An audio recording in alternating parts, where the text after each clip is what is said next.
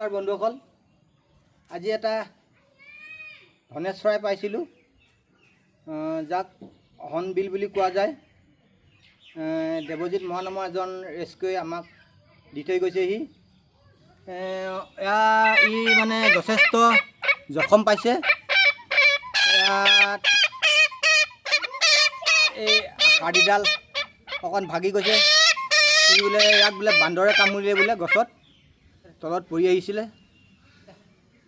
আমি এতিয়া পাই পিনি ইয়াক তৎক্ষণাৎভাৱে আমি তিনিচুকীয়া ৱাইল্ড লাইফ ডবিলটোলৈ আমি লৈ যাম। গতিকে আপোনালোকক দেখালোঁ, এইটো পোৱালি হয়, বেছি ডাঙৰ নহয়। আপোনালোকে চাওক, ইমান সুন্দৰ চাওকচোন পোৱালিটো। গতিকে ইয়াক ভাল হোৱাটো কামনা কৰোঁ। এতিয়া সোনকালে লৈ যোৱা হ'ব। ইয়াক দেখিছেনে কেনেকৈ চিঞৰিছে? চাওক চাওকচোন বাৰু, যথেষ্ট জখম পাইছে ই। ইয়াক তিনিচুকীয়া WITলৈ লৈ যাম আৰু তাত ট্ৰিটমেণ্ট কৰি পুনৰ আগৰ জেগালৈকে আমি লৈ অহাৰ ব্যৱস্থা কৰিম। বন্ধুসকল, কেতিয়াবা আঘাতপ্ৰাপ্ত বন্যপ্ৰাণী দেখা পালে তৎক্ষণাৎ প্ৰকৃতিপ্ৰেমী কিছুমান ৰেস্কিউ আছে বা স্থানীয় বন বিভাগক খবৰ দিব।